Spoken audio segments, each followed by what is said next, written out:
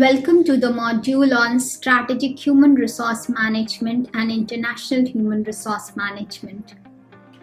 Strategic Human Resource Management is influenced by the concepts of strategic management and strategy. The Oxford Dictionary defines strategy as a plan of action designed to achieve a long-term or overall aim. Chandler defined strategy as the determination of the long-term goals and objectives of an enterprise and the adoption of courses of action and the allocation of resources necessary for carrying out those goals. The strategy is forward-looking. It is a long-term goal and is concerned with both ends and means. Strategic management, on the other hand, is defined as underlying the strategic position of an organization, making strategic choices for the future, and turning strategy into action. A strategic management process involves diagnosis, strategy formulation, and strategy implementation. Strategy formulation and implementation involves developing a sense of direction, making the best use of resources, and ensuring strategic fit. Human resource management is defined as a process consisting of 4 functions: acquisition, development, motivation, and maintenance of human resources.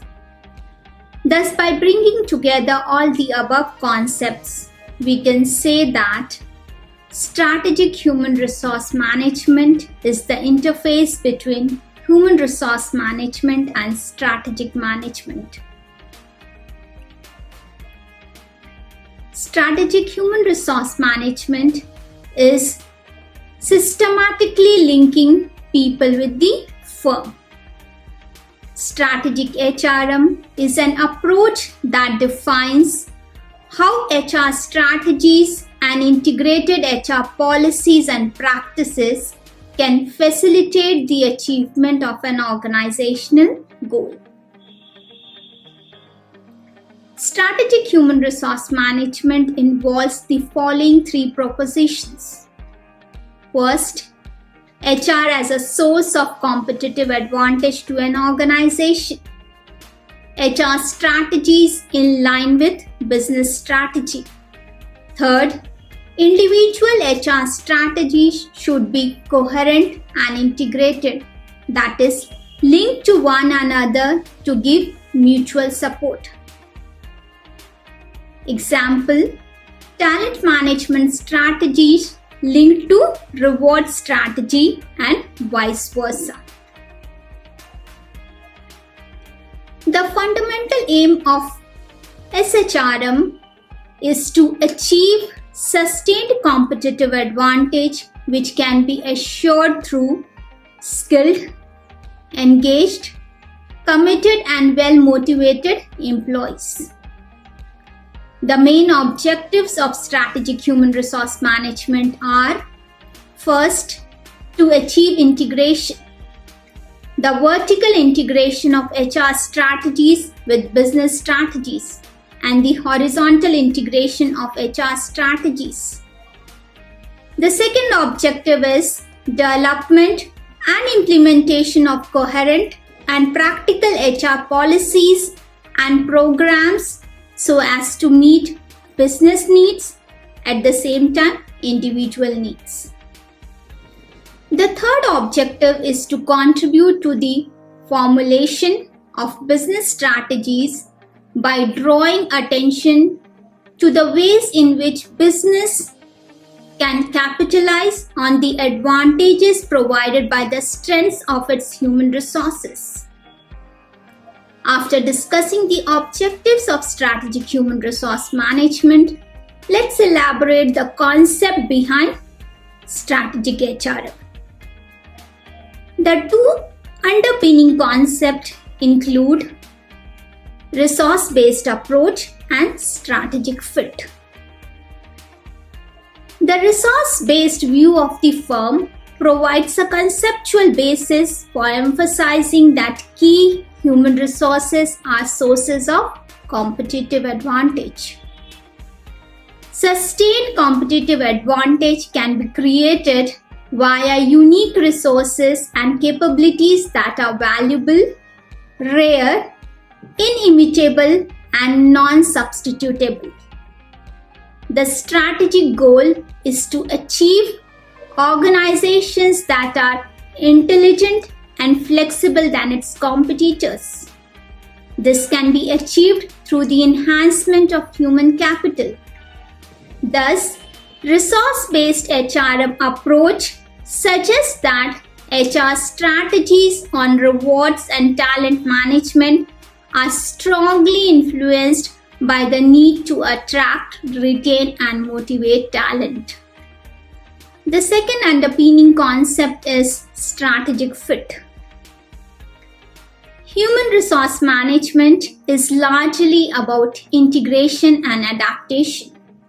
Firstly, it is about integration between HR strategy and business strategy. That is vertical fit.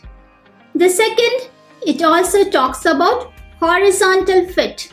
And the third, HR practices are adjusted, accepted, and used by line managers and employees as part of their everyday work. After discussing the concepts underpinning strategic human resource management, let's understand the various perspectives on SHRM. The first is universalistic perspective or the best practice approach. In a best practice approach or the universalistic perspective, set of best HRM practices which are universal, that is, it can be applied in all situations, and these best practices will ensure superior performance. There are lists of best practices propounded by some experts.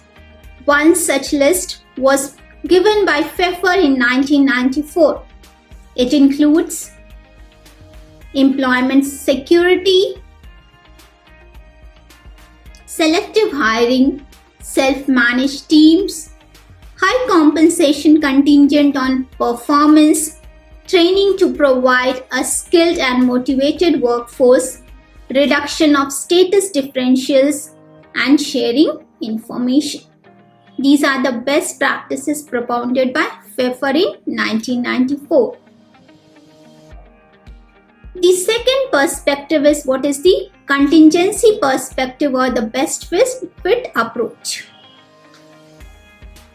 Best fit model is in line with the contingency approach. HR strategies should be consistent with the context and circumstances of the organization. This approach is based on vertical integration between business strategy and HR strategies. This approach is also considered to be much more realistic than the best practice approach. The third is the bundling approach. As the name suggests, bundling is the development and implementation of several HR practices together so that they are interrelated and therefore complement and reinforce each other. Emphasis on combination of external and internal fit, that is vertical and horizontal integration. It also elaborates that organizational performance is a function of ability and motivation of its people. Bundling approach treats organization as a total system, emphasizes on what needs to be done across the organization as a whole. To give an example, total rewards that bundles both financial and non-financial rewards. Thus, the three perspectives on strategic human resource management include universalistic perspective or the best practice approach. Second, contingency perspective or the best fit approach. And third, bundling approach. Another important aspect that needs to be understood is HR strategies. HR strategies are part of strategic human resource management process. It is central to the development of specific or general strategies for implementation by HR and line managers. HR strategies guide what the organization intends to do about its HRM policies and practices and how they should be integrated with the business strategy and each other. The two types of HR strategies are general strategies such as high performance management, high commitment management, and high involvement management.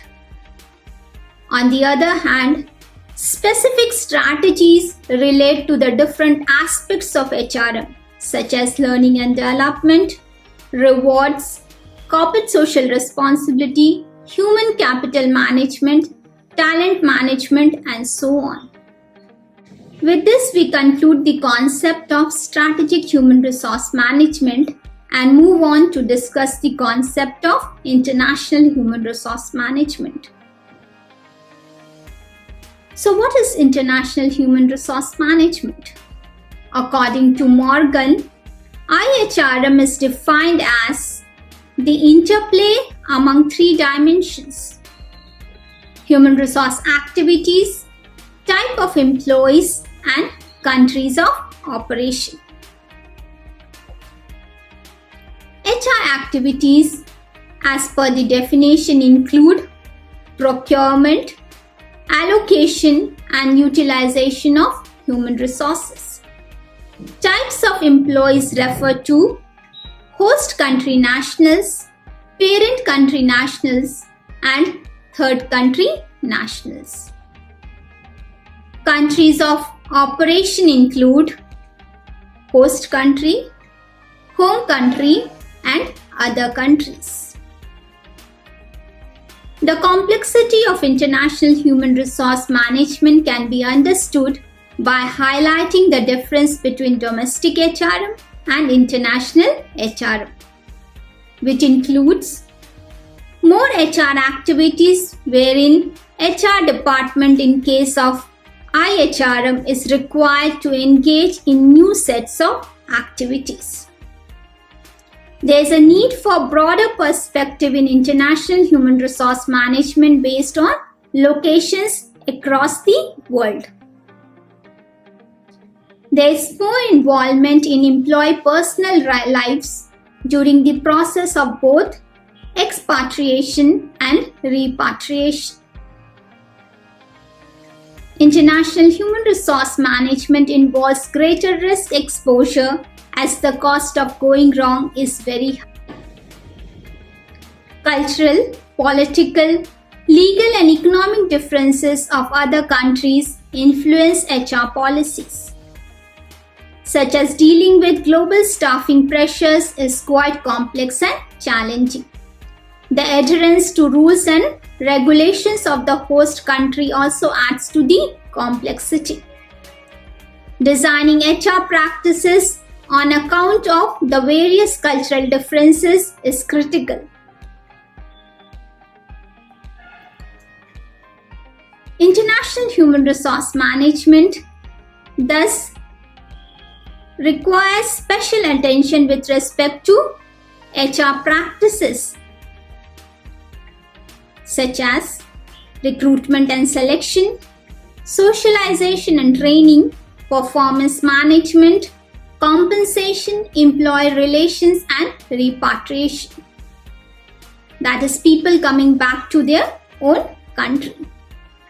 So let's spend some time understanding global staffing approaches. discussed earlier, there are three types of global employees: host country nationals, parent country nationals, and third country nationals.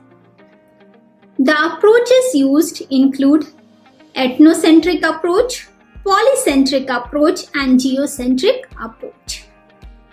In an ethnocentric approach, all key positions are filled by parent country nationals. Whereas in a polycentric approach, host country nationals are recruited to manage subsidiaries in their own countries, and parent country nationals occupy positions at corporate headquarters. The very philosophy behind this approach is that local people know the local environment better. The third approach is the geocentric approach. According to the geocentric approach, the best people are utilized for key jobs throughout the organization. Selecting for expatriate assignments is a challenging task. People with right set of skill needs to be selected.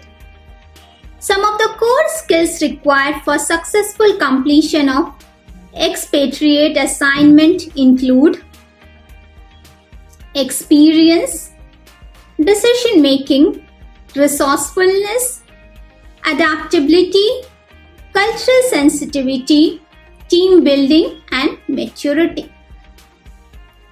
It is also important to understand some of the reasons for failure of expatriate assignments, which include spouse and partner dissatisfaction, family concern, inability to adapt, candidate selection, job fails to meet expectations of the people, job performance, quality of life, and remuneration dissatisfaction.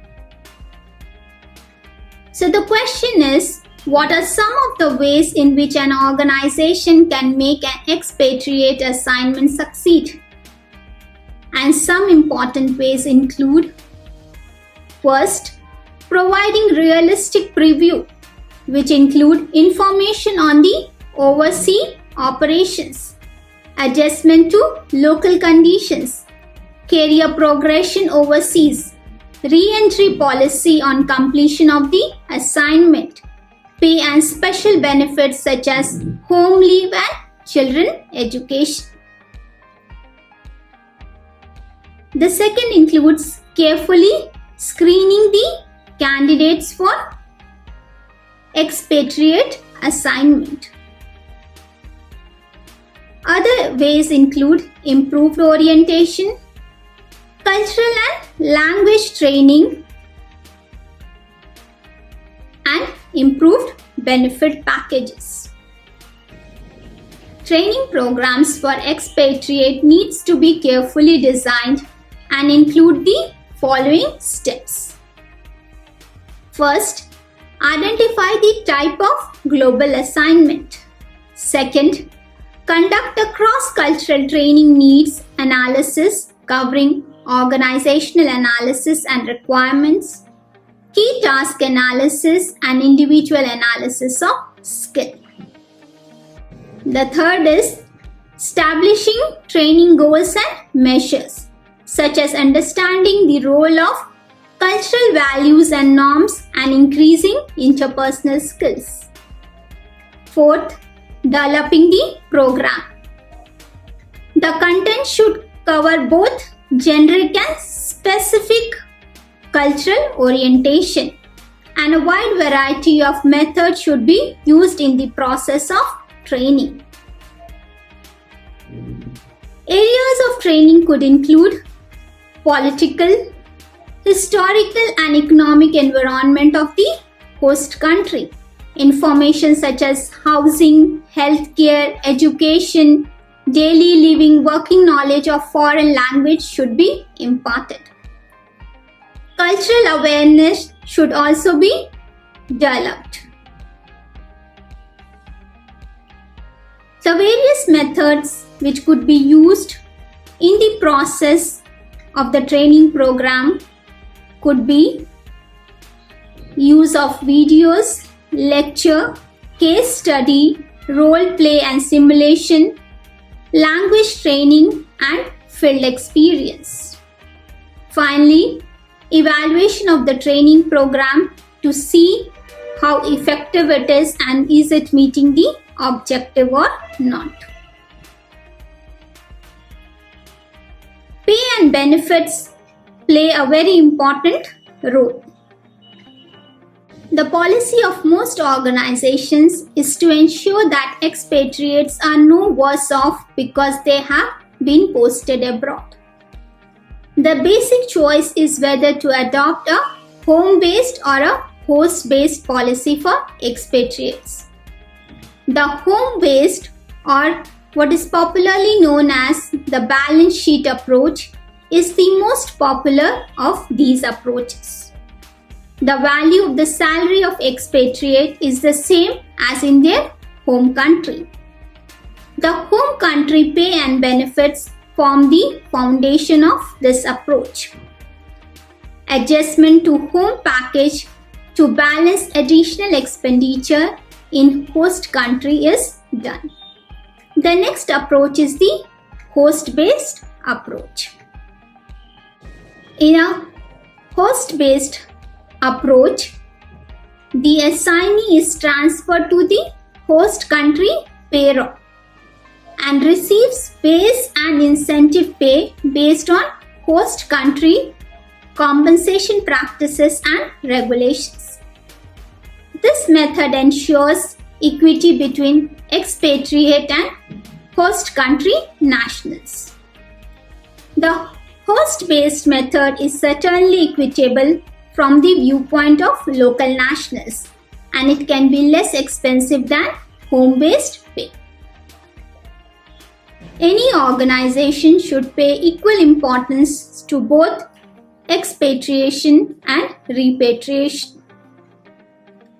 It has been seen that organizations do not give importance to repatriation in a similar manner as expatriation.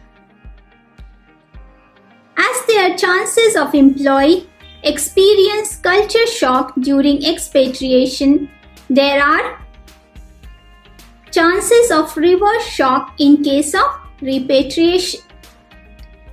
The following measures can be taken by an organization to make repatriation smooth and hassle-free. First, shorten time abroad. Throw a welcome home party.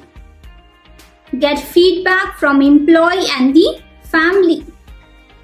Arrange conferences and presentations to make certain that the knowledge and skill acquired away from the home are identified and disseminated.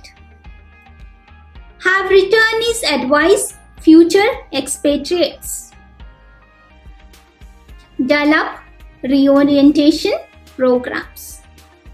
These methods will help in smooth repatriation of employee. With this, we come to the end of this session. Thank you. Happy learning.